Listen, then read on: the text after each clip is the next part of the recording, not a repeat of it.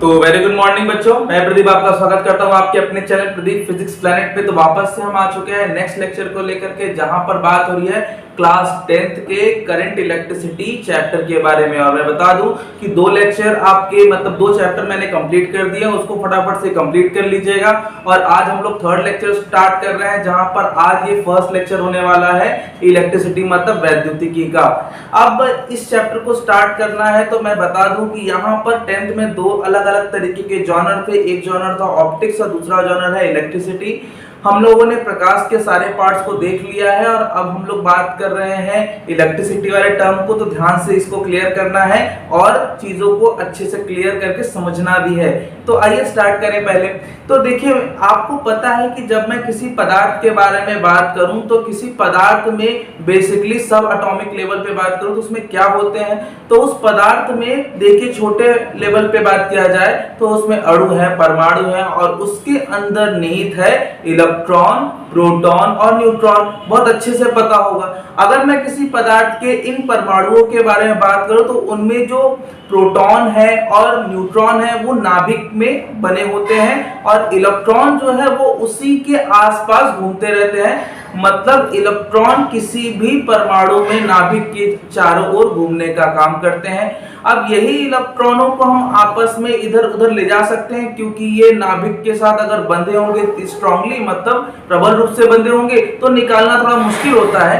लेकिन अगर क्षीण रूप से होंगे तो इनको हम इधर उधर ले जा सकते हैं, मतलब उन परमाणुओं से निकाल भी सकते हैं। तो किसी पदार्थ में इलेक्ट्रॉन और प्रोटॉन और न्यूट्रॉनों की खोज के बारे में आपको बहुत अच्छे से पता होगा, किसने किसने क्या क्या खोज की थी और नहीं। तो सबसे पहला काम आपका ये होना चाहिए कि आपको पता होना चाहिए कि इलेक्ट्रॉन जो कि किसी पदार्थ का मूल कण कहलाता है, इसकी खोज किसने की। वैसे मैं बता दूं कि मूल कण का मतलब ये एक सिंगल पार्टिकल है जो एग्जिस्ट करता है, इससे छोटा कोई नहीं ये एग्जिस्ट करता है। इसके बारे में जान लीजिए, जे थॉमसन ने सबसे पहले रिकमेंड किया था इसे, और इसकी वैल्यू आपको ऑलमोस्ट याद ही होनी चाहिए। और ये होता है 1.6 × 10⁻⁻19 कूलाम। कूलाम क्या है अभी हम लोग इसको समझेंगे। वैसे कूलाम जो है आवेश का मात्रक होता है, अभी डिटेल में और क्लियर करेंगे। अब ये P क्या है? P for proton. बच्चों ये भी आपके उसी परमाणु के अंदर पार्टिकल है। हाँ, ये एक फंडामेंटल पार्टिकल नहीं, जब तक आप नहीं जानते हो इसे फंडामेंटल मतलब मूल कण के रूप में ले सकते हो। इसकी वैल्यू भी इतनी ही होती है, लेकिन एक बात का ध्यान रखना है कि ये -19 धन आवेश होता है और ये ऋण आवेश होता है। दोनों एक दूसरे के साथ रहते हैं, तब जाकर के किसी पदार्थ में जो परमाणु है वो न्यूट्रल रह पाता है। इसके अलावा न्यूट्रॉन भी होता है। न्यूट्रॉन जो है इलेक्ट्रिकली न्यूट्रल होता है, मतलब इस पर कोई चार्ज नहीं होता है। तो बेसिकली आप कह सकते हो कि इस पर जीरो चार्ज होते हैं। ये बात क्लियर है। तो ये किसी पदार्थ का वो फंडामेंटल कणों में आते हैं जिसके वजह से आपका जो परमाणु है वो अस्तित्व में आता है। अब ये चीजें किसी एक में नहीं बल्कि सारे पदार्थों में है। इवन हम लोग भी पदार्थों से बने हैं तो हमारे अंदर भी एग्जिस्ट करता है। लेकिन हमें किसके बारे में बात करनी है? हमें ऐसे पदार्थों के बारे में बात करनी है जहां पर हम चार्ज को समझ सके। तो यहाँ पर इस चैप्टर का जो बेसिक सा आधार है वो है आपका चार्ज, मतलब आवेश। तो सबसे पहले स्टार्ट करते हैं आवेश क्या है। तो किसी पदार्थ में आवेश को पहले समझने की बात आती है कि समझेंगे कैसे। तो चलिए पहले स्टार्ट करते हैं कि समझेंगे कैसे। एक्चुअली अगर आप किसी प्लास्टिक के छड़ को ले लो या फिर कांच के छड़ को ले लो, तो कांच के छड़ या प्लास्टिक के छड़ को लेकर के अगर आप बाल में, ड्राई हेयर में रेशम के कपड़े के साथ भी रगड़ोगे और फिर रगड़ने के बाद अगर छोटे छोटे कागज के टुकड़ों के पास लेकर के जाते हो तो वो कागज के टुकड़े उससे अट्रैक्ट होने लगते हैं। इसका मतलब कि कुछ स्पेशल गुण आ गया जिसके वजह से दूसरे छोटे छोटे टुकड़े अब उस प्लास्टिक के रॉड के साथ या कांच के रॉड के साथ चिपकने लगे। ये स्पेशल प्रॉपर्टी अभी अभी आई है। इसका मतलब इससे पहले नहीं थी, अभी रगड़ने के बाद आई है। इस नई तरीके की प्रॉपर्टी को हमने अनुभव किया कि ये दोनों एक दूसरे को खींच रहे हैं। यही चीजें अगर मैं समान प्रकार के रॉड को एक दूसरे के पास लेकर के जा करके करूं तो हमने देखा कि ये थोड़ा धीरे धीरे एक दूसरे को प्रतिकर्षित करने लगता है। मतलब जब हम डिफरेंट डिफरेंट पदार्थों के बीच में लेकर के जा रहे थे तो वहां पर हमें आकर्षण देखने को मिला, और वहीं अगर मैं समान पदार्थ को एक दूसरे के पास लेकर के जाऊं तो ये एक दूसरे से कुछ दूर हटते हैं। तो इस तरीके से हमने देखा कि आकर्षण और प्रतिकर्षण का गुण देखने को मिला। ये कब आया? जब आपने एक पदार्थ को दूसरे पदार्थ के साथ रब किया, मतलब घर्षण किया। इसी कॉन्सेप्ट पर हम बात करें कि जब एक पदार्थ को दूसरे पदार्थ के साथ रगड़ा जाता है या घिसा जाता है, घर्षण किया जाता है, तो उन पदार्थों में घर्षण के द्वारा एक नया गुण उत्पन्न हो जाता है, और इस गुण को हम लोग कहते हैं, जिससे हम आकर्षण प्रतिकर्षण अनुभव करते हैं, इस गुण को कहते हैं आवेश। आई रिपीट, पहले डेफिनेशन ध्यान से सुनिए। वैद्युत आवेश क्या है? तो किसी पदार्थ का वैद्युत आवेश, किसी पदार्थ पर वैद्युत आवेश उस पदार्थ का वह गुण है जिससे वह अन्य वैद्युतीय कणों को अपनी ओर आकर्षित अथवा प्रतिकर्षित करता है। तो ये कैसे आएगा, इसको आपको देखना है। तो सबसे पहले पदार्थों को आपस में घिसना होगा, लेकिन वो सभी पदार्थ नहीं, जरूरी है कि आप ऐसे पदार्थों को करें जिससे प्रॉपर फ्रिक्शन होता हो, घर्षण होता हो, जिससे हम आवेशों का अनुभव कर सके। किसी भी पदार्थ को ऐसे उठाकर नहीं करोगे। आप इस डेली लाइफ में भी आवेशों को बहुत जगह देखे हो, कहां देखे हो, आप मुझे अपने हिसाब से गेस करके बताइएगा, फिर हम आगे भी इस पर मैं क्लियर कर दूंगा कि आपने सही गेस किया है या गलत, वो हम लोग आगे देख लेंगे। अदरवाइज आपको मैं बता दूं कि चार्ज का जो बेसिक सा कॉन्सेप्ट है, एक्चुअली वो इलेक्ट्रॉनों की वजह से होता है। किसी पदार्थ को जब आप रब करते हो ना, तो उसमें उपस्थित परमाणु में जो इलेक्ट्रॉन होते हैं, उस पदार्थ से इलेक्ट्रॉन रिमूव होना चाहते हैं या चले जाते हैं, ट्रांसफर हो जाते हैं कह लीजिए। तो पदार्थ से इलेक्ट्रॉन ट्रांसफर होते हैं, और जैसे ही पदार्थ से इलेक्ट्रॉन ट्रांसफर होंगे तो इलेक्ट्रॉन पर होता है चार्ज। देखिए मैं बता दूं ये प्रॉपर्टी कैसी होती है। देखिए चार्ज हवा में नहीं रहते हैं, ठीक? जैसे ऐसे समझिए कि अगर मैं इंसानियत या फिर किसी भी तरह के गुणों के बारे में बात करूं, तो इंसानियत हो गई या फिर लालच हो गया, ये सब क्या है? ये गुण है। किसमें पाए जाएंगे? इंसानों में पाए जाएंगे। एग्जैक्टली वैसे ही चार्ज जो है एक गुण है, और ये चार्ज ऐसे ही नहीं मिलता कहीं। एक्चुअली ये किस पर होता है? इलेक्ट्रॉन पर होता है, प्रोटॉन पर होता है। तो इलेक्ट्रॉन पर मिनिमम चार्ज जो है वो इतना होगा। इसे कैलकुलेट किया गया था जे थॉमसन के द्वारा। इससे छोटा चार्ज पॉसिबल नहीं। मतलब चार्ज की ओरिजिन के बारे में बात करूं तो चार्ज एक प्रॉपर्टी है जो सिंगली किस पर एग्जिस्ट करते हैं? इलेक्ट्रॉन और प्रोटॉन पर। इससे छोटा चार्ज एग्जिस्ट नहीं करता।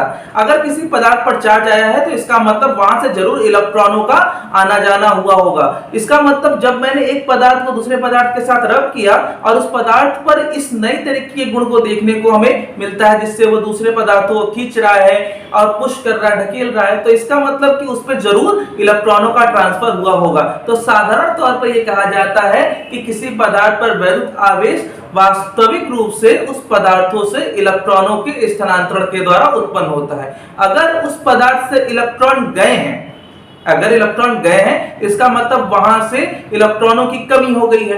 अगर इलेक्ट्रॉनों की कमी हो गई है तो वो क्या हो जाएगा? ऑफ कोर्स आपने इलेक्ट्रॉन निकाले हैं, दिया है। अगर आपने दिया है तो आप धनी कहलाएंगे। मतलब जितने इलेक्ट्रॉन आप निकालोगे तो आप उस पदार्थ पर धन आवेश उत्पन्न कर रहे हो। और अगर दूसरा पदार्थ जिसने इलेक्ट्रॉन लिया है, जब दो पदार्थों को रब करते हो ना, तो एक से इलेक्ट्रॉन दूसरे में जाते हैं, दो लोगों के बीच में स्थानांतरण होता है। जिसने इलेक्ट्रॉन लिया है ना, जितना इलेक्ट्रॉन वो लेगा उतना ही उस पर धन आवेश ऋण आवेश आएगा। आई रिपीट, मैंने क्या बोला?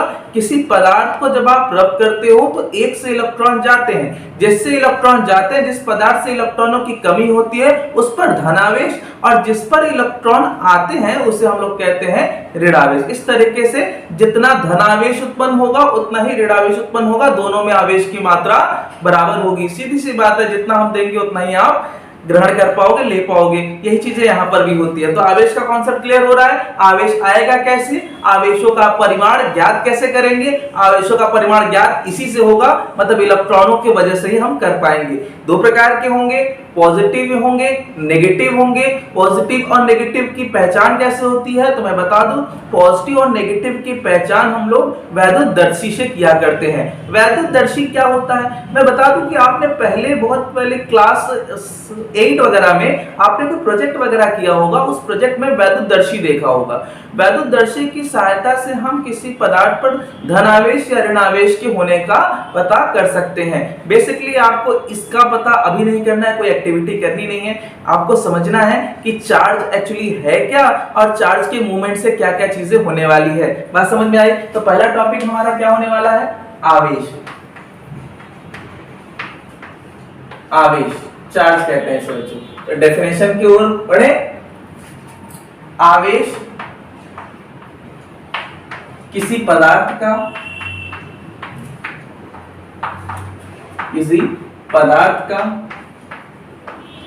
वह भौतिक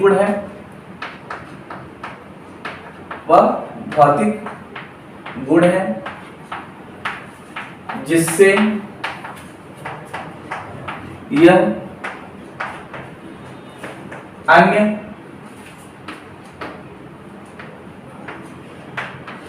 वैद्युतीय पदार्थों को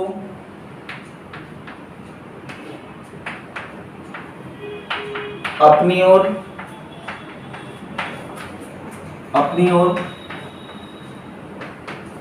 आकर्षित अथवा इसको अथवा कहेंगे ऑब्लिक करके प्रतिकर्षित करता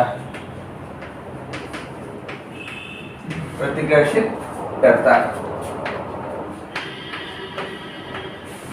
अब साधारण रूप से आवेश का कैलकुलेशन कैसे करेंगे तो मैंने क्या बताया, किसी पदार्थ पर आवेश का कैलकुलेशन मतलब गणना एक्चुअली हम उससे इलेक्ट्रॉनों के होने वाले ट्रांसफर से स्थानांतरण से पता करते हैं। ठीक है, पदार्थों पर आवेश की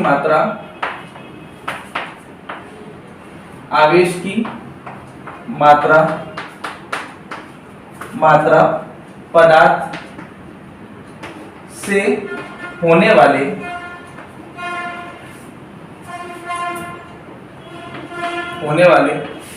इलेक्ट्रॉन के स्थानांतरण द्वारा की जाती है। राइट, तो किसी पदार्थ पर आवेश की मात्रा को हम उस पर होने वाले इलेक्ट्रॉनों के स्थानांतरण से करेंगे। और बेसिकली मैं बता दूं इसे क्यों से दिखाते हैं। तो मान लीजिए कि किसी पदार्थ पर आवेश क्यों है, मैंने क्या बताया, आवेश दो प्रकार के होंगे। एक तो इलेक्ट्रॉन, देखिए सारा जो फसाद की जड़ है वो इलेक्ट्रॉन है। इलेक्ट्रॉन के वजह से ही सारी कहानी होती है, क्योंकि इलेक्ट्रॉन ही आ जा सकते हैं, प्रोटॉनों को आने जाने की कोई अनुमति नहीं है। अगर इलेक्ट्रॉन गए, इलेक्ट्रॉन आए तो इन्हीं की वजह से जो भी आना है चार्ज आएगा। तो यहाँ पर चार्ज इज इक्वल टू क्या होगा, देखिए चार्ज इज इक्वल टू होता है n इंटू ई। अभी n क्या है, याद रखिए n स्थानांतरित होने वाले इलेक्ट्रॉनों की संख्या है। स्थानांतरित होने वाले इलेक्ट्रॉनों की संख्या, स्थानांतरित इलेक्ट्रॉन की संख्या। ठीक है, और ये खुद इलेक्ट्रॉन है। मान लीजिए कि आपने 10 फल खरीदे, तो क्या खरीदे हो, फल ही ना खरीदे हो, 10 फल खरीदे हो तो 10 गुणे एक सिंगल फल को मल्टीप्लाई करोगे तभी तो आप बताओगे हाँ हमने 10 फल खरीदे, उसी का हमें प्राइस पे करना चाहिए। वैसे ही यहाँ पे एक एक करके कितने इलेक्ट्रॉन जाएंगे, n इलेक्ट्रॉन जाएंगे, तभी तो उस पदार्थ पर आवेश आएगा। राइट, तो यहाँ पर इस पदार्थ पर ये आवेश की मात्रा हो गई n इंटू ई। और ई क्या है, अब ई तो सिंगल आप जानते ही हो, ई इलेक्ट्रॉन, एक इलेक्ट्रॉन का सिंगल आवेश है, जो कि क्या होता है, ऋण आवेश होता है। आपको याद रखना है कि जब आप चार्ज निकाल रहे हो तो वहां पर ई की वैल्यू ही बेसिकली रखोगे आप, उसमें नेगेटिव साइन लिखने की जरूरत नहीं होती है। इसमें आगे बच्चों इसमें प्लस माइनस लगा दिया जाए। प्लस माइनस का तात्पर्य समझिएगा। प्लस माइनस का मतलब हो गया कि अगर आपने इलेक्ट्रॉन डोनेट किया है, निकाला है, तो इसका मतलब कि आप पर क्या आएगा, आपने दिया है तो धन आवेश, आप डोनेट कर रहे हो ना इसीलिए, और आपने अगर लिया है आप रेडी हो इसलिए नेगेटिव चार्ज। तो यह दो प्रकार के होते हैं, यह दो प्रकार के होते हैं।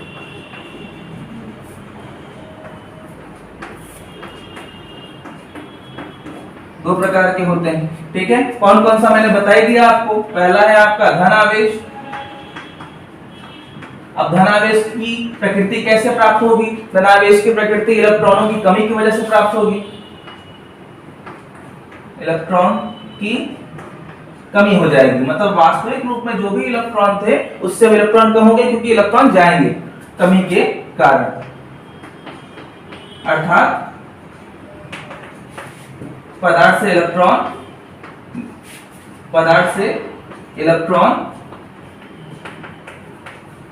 निकलते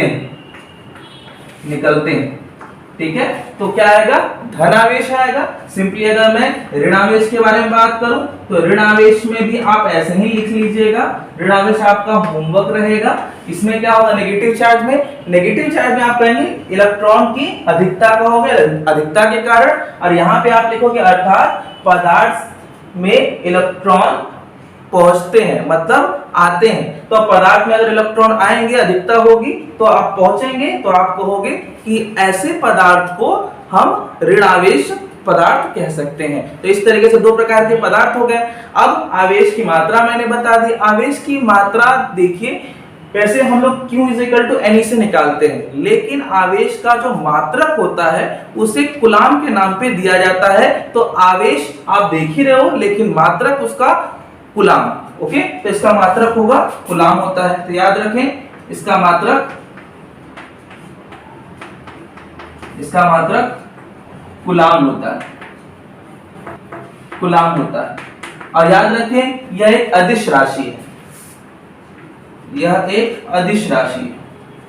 अदिश राशि किसे कहते हैं बच्चों? तो अदिश राशि का मतलब जिसमें केवल और केवल परिमाण से मतलब हो, किसी भी तरीके की कोई दिशा नहीं होती, ऐसे राशियों को हम लोग क्या कहते हैं, अदिश राशियां। तो कूलाम जो है बस आवेश की मात्रा है, बस ये निर्धारित करती है कि ये गुण किस तरीके का है, इसमें किसी प्रकार की दिशा से कोई मतलब नहीं होता। तो याद रखेंगे वैद्युत आवेश एक अदिश राशि होगी। और याद रखें ये भी कि आवेश एक ऐसी राशि है ना जिसे नष्ट किया जा सकता है, ना ही जिसे उत्पन्न किया जा सकता है। ये भी आवेश का गुण है। तो आप याद रखें कि आवेशों के गुण में आवेश हमेशा जुड़ते हैं, पहली बात। दूसरा, आवेश दो प्रकार के होते हैं, आवेश अदिश राशि है, आवेश का मात्रक कूलाम होता है, और इसे हम कभी भी नष्ट नहीं कर सकते। ओके, अब हम पढ़ेंगे कि वैद्युत धारा क्या होती है। आइए जानें।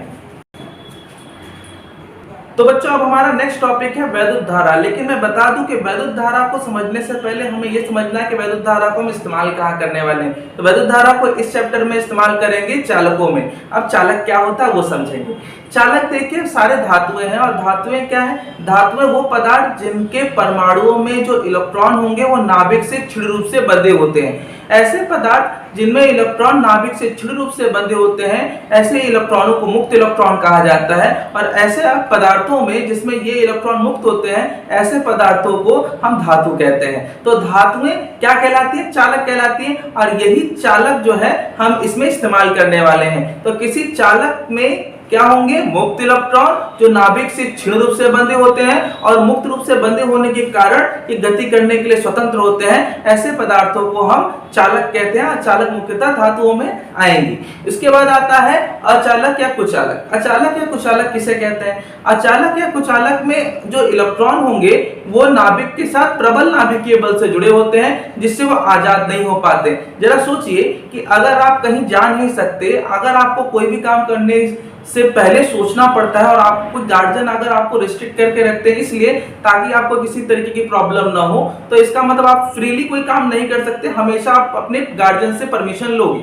लेकिन कुछ लोग ऐसे भी हो सकते हैं जिनको अगर आपने ऐसे ही पूछा कि चलोगे, तो वो तुरंत रेडी हो जाते हैं चलने के लिए, क्योंकि उनको परमिशन कोई जरूरत नहीं, हो सकता उनके पेरेंट वहां पे नहीं हो या फिर उनको छूट दे रखी हो, तो वह इजिली वहां से जा सकते हैं। तो यही चीजें यहाँ पर भी है कि इलेक्ट्रॉन धातु में फ्री होते हैं, एनर्जी मिलने पे चल सकते हैं। लेकिन चालक के अलावा अगर मैं कुचालक के बारे में बात करूं, तो कुचालकों में ये इलेक्ट्रॉन बाउंडेड होते हैं नाभिक के साथ, और इजीली कहीं जा नहीं सकते। अगर मैं उदाहरण के तौर पे बात करूं, तो उदाहरण के तौर पे देखिए, जैसे सोडियम के बारे में बात करूं, तो सोडियम में 2, 8, 1 टोटल 11 इलेक्ट्रॉन होते हैं। तो टोटल 11 इलेक्ट्रॉन में ये 2 इलेक्ट्रॉन ठीक है, समझ में आता है, 8 इलेक्ट्रॉन ये भी समझ में आता है, अष्टक पूर्ण है। लेकिन जो अंतिम इलेक्ट्रॉन होगा ये आपका हमेशा नाभिक से मुक्त होगा, ज्यादा दूर होने की वजह से ये नाभिक से ज्यादा पकड़ नहीं बना पाता है। अगर नाभिक से ज्यादा पकड़ नहीं बना पाएगा तो बाहर से जब ऊर्जा दोगे ना तो यही इलेक्ट्रॉन कहीं भी जा सकता है पदार्थ में, इसलिए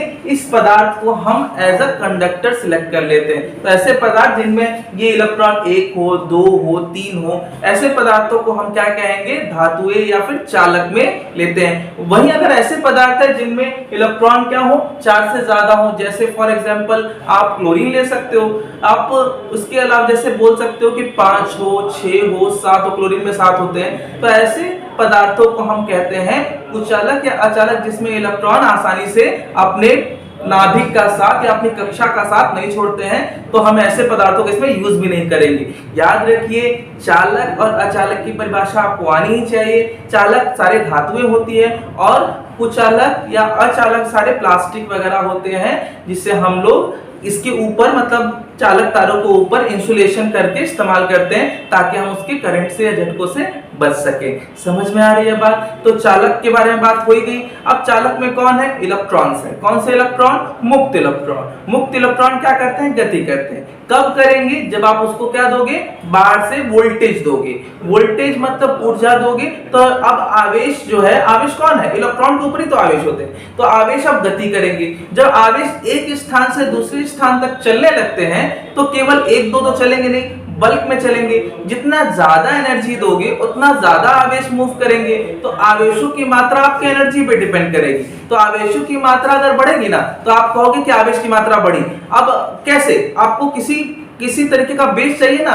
किसके आधार पे आप कहोगे कि हाँ आवेशों की मात्रा बढ़ी? तो उसका पैरामीटर है टाइम। अगर एकांक समय में आवेश की मात्रा ज्यादा हो गई तो आपने कहा कि हाँ एकांक समय में आवेश की मात्रा अभी ज्यादा बह रही है। कभी आपकी मात्रा कम है तो आप कहोगे कि अभी मैंने ऊर्जा कम दी थी, इस समय आवेश की मात्रा कम जा रही है। तो टाइम के पैरामीटर के आधार पर आवेशों के प्रवाह की अब गति निर्धारित की गई, जिसका नाम रखा गया वैद्युत धारा। तो नेक्स्ट टॉपिक हमारा वैद्युत धारा है।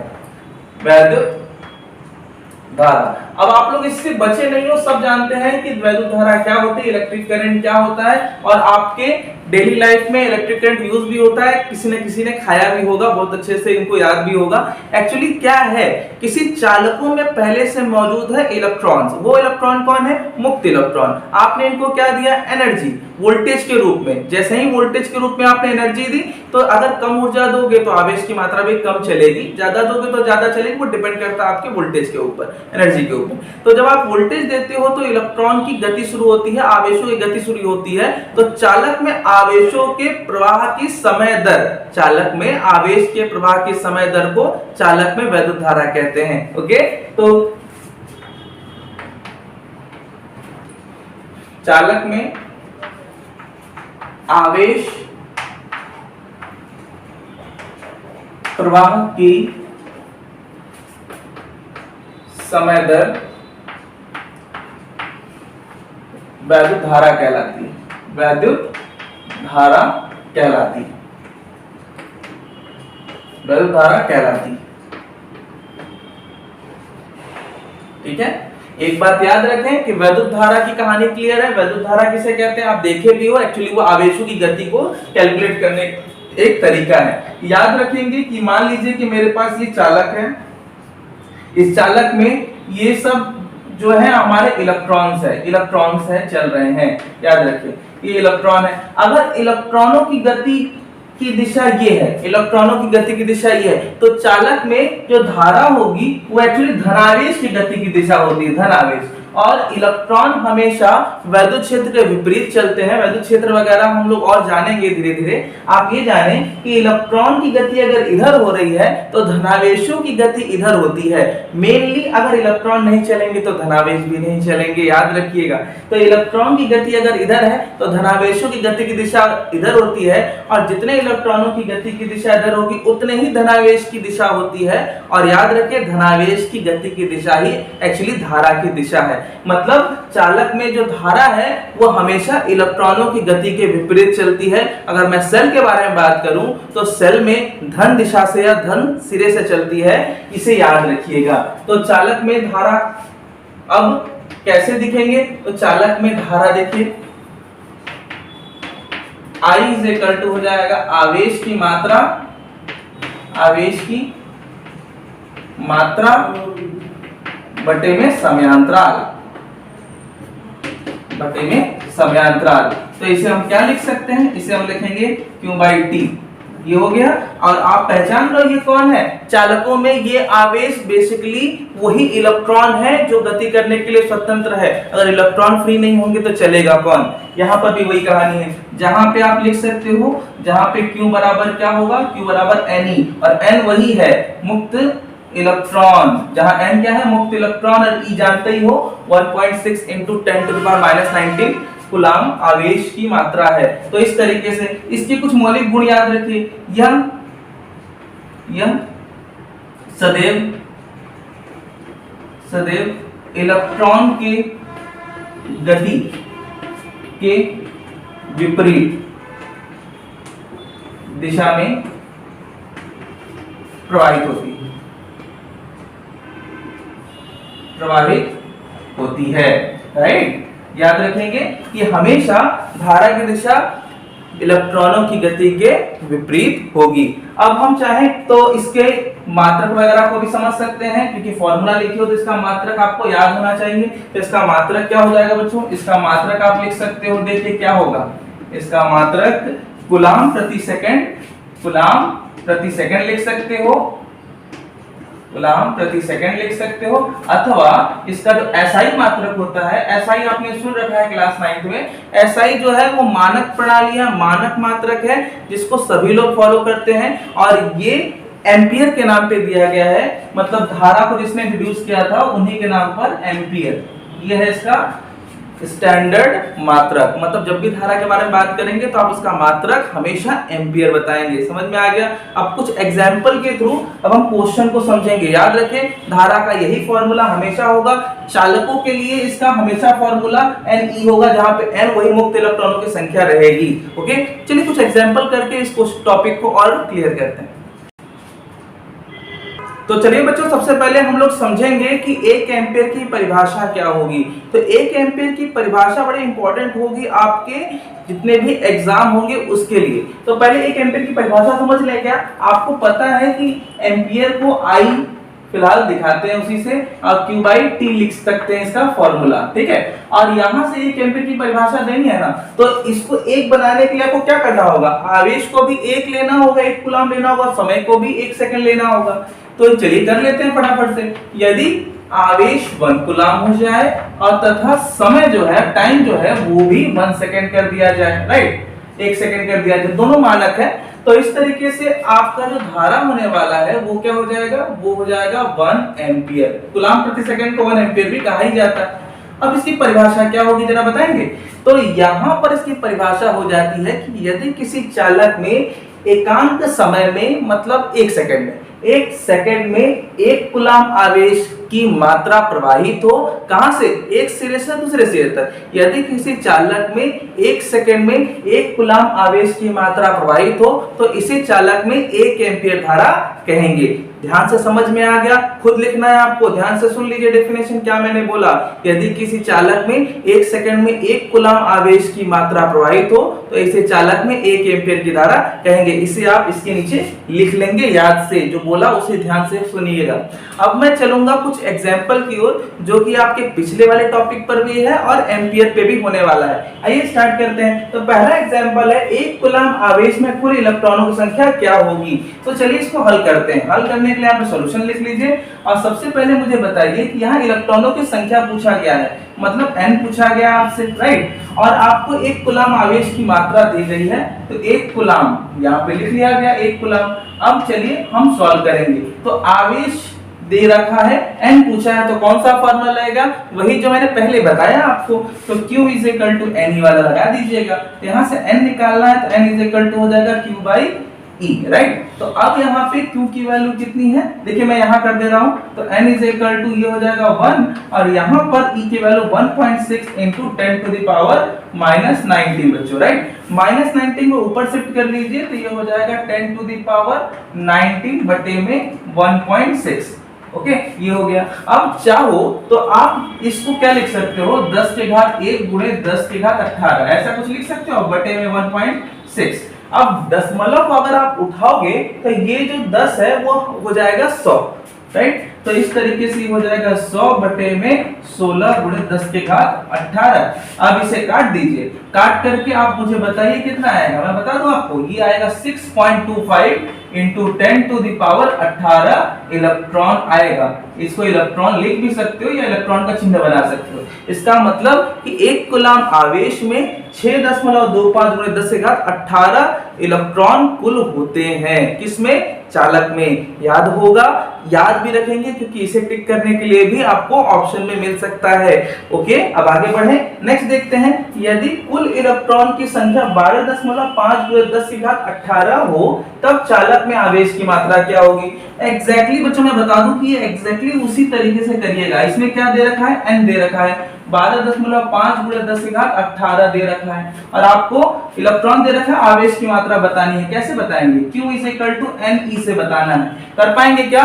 कुछ नहीं करना है, n के जगह पे ये वैल्यू रख देनी है, और E की वैल्यू आप जानते ही हो 1.6 into 10 to the power minus 19 रख देना है। यहाँ पे रख के बस दोनों को गुणा कर देना है। आपके आवेश की मात्रा किसमें आएगी? कूलम में आएगी। याद रखिए, इलेक्ट्रॉनों की संख्या इलेक्ट्रॉन लिख के कर सकते हो, लेकिन आवेश हमेशा कूलम लिखकर ही आंसर देंगे। ओके, कुछ एग्जांपल देख लेते हैं धारा पर। तो चलिए एग्जांपल नंबर 3 देखते हैं बच्चों। एग्जांपल नंबर 3 क्या है वो देखिए। किसी चालक में 300 कूलम धारा 10 मिनट में प्रवाहित हो रही है, तब चालक में धारा क्या होगी। सिंपल सा क्वेश्चन है, देखिए कैसे करना है। अब इस क्वेश्चन को करने के लिए बस आपको देखिए आवेश की मात्रा दे रखी है 300 कूलम। देखिए मैं एक बात और बता दूं आपको कि यहाँ पे तो आवेश की मात्रा दे रखी है तो कोई दिक्कत नहीं है, लेकिन कभी-कभी क्या होता है कि आवेश की मात्रा न दे करके इलेक्ट्रॉनों की संख्या दे दी जाती है। अब इलेक्ट्रॉनों की संख्या दे दी जाएगी तो क्या करोगे? इलेक्ट्रॉनों की संख्या दे दी जाएगी तो आप आवेश पहले निकालोगे, जैसा कि मैंने अभी बताया ना क्वेश्चन नंबर 2 में। पहले आवेश की मात्रा निकालोगे। जब आवेश की मात्रा निकल जाएगी तो आपको लिखा रहेगा कि कितने समय में प्रवाहित हो रही है। अगर वो प्रति मिनट लिखा गया है ना, कभी भी प्रति मिनट लिखा जाए तो आप इसका मतलब तय माने कि आपको 1 मिनट कहा जा रहा है। 1 मिनट का मतलब जहां पे समय होगा वहां पे आप 1 मिनट लिखोगे, या फिर 1 मिनट को 60 सेकंड में बदल करके 60 सेकंड ही लिख सकते हो। याद रखिएगा। तो यहाँ पर भी वही कहानी है, आवेश की मात्रा सीधे दे रखी है और धारा 10 मिनट तक प्रवाहित हो रही है, मतलब इस समय आप लेंगे वो 10 मिनट लेंगे। देखिए मिनट तो आप नहीं रख सकते, ये तो तय हुआ, क्योंकि जो समय का स्टैंडर्ड मात्रक होता है वो सेकंड होता है ना। तो यहाँ पे आपको क्या करना है, 10 मल्टीप्लाइड बाय 60 कर देना है, तो फाइनली ये हो जाएगा 600 सेकंड हो गया, राइट। तो यहाँ से अब आप धारा तो निकाल सकते हो। तो धारा इज इक्वल टू क्या होगा? धारा I इज इक्वल टू हो जाएगा Q बाई T, और यहाँ Q की वैल्यू 300 और यहाँ पे आप रख सकते हो 600। अब करना ही क्या है, बस डिवाइड ही तो करना है। 3 को 6 से काटा तो कितना 1/2 आएगा, और डिवाइड करोगे तो 0.5 एम्पियर आ गया ना। बड़ा ही इजी था। इस तरीके से आप लास्ट यूनिट जो है वो एम्पियर में लिखिएगा। तो ये हो गया आपका धारा। अब देखिए ये क्वेश्चन है जो कि आपको करना होगा, मैं आपको थोड़ा हिंट कर देता हूं कैसे करना है। क्वेश्चन ये है कि किसी वैद्युत बल्ब तंतु में 0.5 इंटू 10⁻³ मिली एम्पियर, ये मिली है, हिंदी में लिखा रहेगा आपके बुक में जब भी आप क्वेश्चन करोगे आगे आने वाले टाइम्स में। मिली एम्पियर धारा आधे घंटे के लिए प्रवाहित हो रही है, तो आवेश की मात्रा ज्ञात कीजिए। देखिए कभी कभी ऐसा भी है कि आपको क्या किया जाएगा कि धारा दे दी जाएगी, आपको आवेश की मात्रा निकालनी है, तो कैसे डील करेंगे ऐसे। इसके लिए हमने ये क्वेश्चन दे दिया आपको, तो चलिए थोड़ा सा हिंट कर देते हैं। आवेश की मात्रा यहाँ पर आपको निकालनी है, क्वेश्चन मार्क लगा दीजिए। धारा कितना दे रखा है? 0.5 into 10 to the power 3 milliampere, right, milliampere. इसको चेंज करना होगा, तो 0.5 into 10 to the power 3 milli की वैल्यू होती है 10 घात -3 बच्चों, ठीक है। और यहाँ पे 10 घात +3 और 10 घात -3 ये तो कैंसिल हो जाएगा। अब फाइनली मिला आपको 0.5 एम्पियर, राइट, 0.5 एम्पियर मिल गया धारा का मान। और टाइम कितना है? टाइम है आधा घंटा, तो आधे घंटे में कितना समय होता है? 30 मिनट होता है, राइट। तो यहाँ पे हमने टाइम ले लिया आधा घंटा का मतलब 30 मिनट ले लिया। 30 मिनट को चेंज कर लीजिएगा किसमें? सेकंड में। तो ये 60 से गुणा कर दीजिए, कितना हो जाएगा बच्चों? 1800 सेकंड। अब आवेश की मात्रा निकालना आसान हो जाएगा। तो आवेश इज इक्वल टू क्या होगा? वैसे आपको पता है I is equal to Q by T होता है, तो Q इज इक्वल टू क्या हो जाएगा? I को T से मल्टीप्लाई कर देंगे, गुणा कर देंगे। तो I की वैल्यू कितनी है? I की वैल्यू है 0.5 बच्चों, और T की वैल्यू है 1800। तो ये 1800 से कर दीजिएगा मल्टीप्लाई, और मल्टीप्लाई कर देंगे तो आपको मिल जाएगा क्या आवेश की मात्रा किसमें मिल जाएगी, कूलाम में मिल जाएगी। तो कर लेंगे ना, कोई दिक्कत नहीं होगी। इस तरीके से आपको बस मल्टीप्लाई करना है, ध्यान रखना है कि एक स्थान के बाद 0 जरूर लगा लीजिएगा। वैसे मैं बता दूं आपको ये कितना आएगा, वैसे चलिए बता देते हैं। ये आएगा 900 कूलाम। Okay, 900 coulomb. कूलाम आप हिंदी में लिख सकते हो या फिर सी बना करके उसको दिखा भी सकते हो। तो ये हो गया। आज हमने क्या क्या चीजें जानी, हमने जाना आवेश का अस्तित्व क्या है, आवेश कहां से आए हैं, और साथ ही जाना हमने कि वैद्युत धारा एक्चुअली क्या है और कैसे कैसे इसका गति होता है, कैसे इसका प्रभाव होता है सर्किट में। तो नेक्स्ट जो लेक्चर होने वाला है वो सेकंड लेक्चर जब भी होगा उसमें हम लोग बात करेंगे परिपथ के बारे में। तब तक के लिए अपना ख्याल रखिए, लेक्चर को आगे हमेशा फॉलो करते रहिए, सिस्टम वाइज पढ़िए। मिलेंगे अगले लेक्चर में। जय हिंद।